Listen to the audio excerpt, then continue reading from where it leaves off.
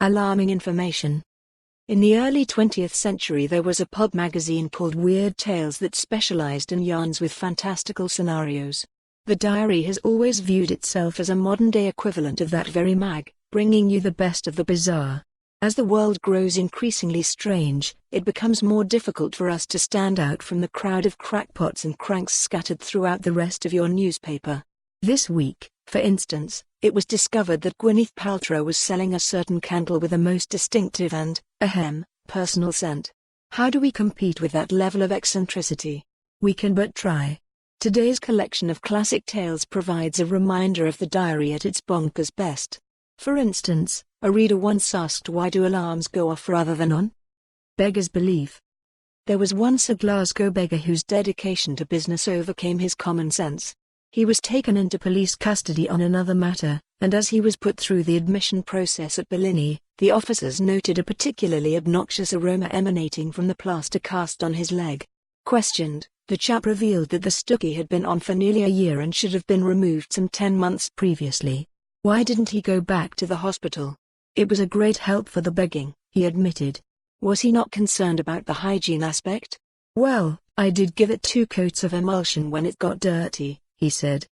Fat chance. Not content publishing real-life weird tales, the diary has on occasion stumbled into the realms of fiction. Some years back we asked readers to concoct stories about a fictional Glasgow tramcar conductress called Bridie Macpherson.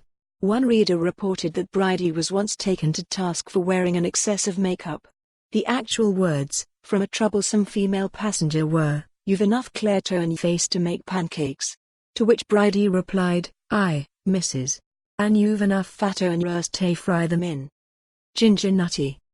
Those who gravitate towards a career in the law are often eccentric of nature. None more so than the legendary Sheriff Jervin Smith, a humorous figure for many a year in the bailiwicks of Glasgow and Greenock. A witness being examined in front of Irvin Smith was asked by the defense, "What is your occupation?" "Humphin' ginger at Springwells," he replied. "What?" said the sheriff.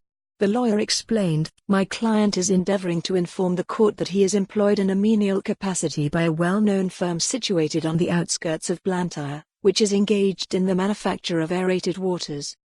"Well," said Sheriff Irvin Smith, "why couldn't the fellow have said that in the first place?" Burnbank bruises.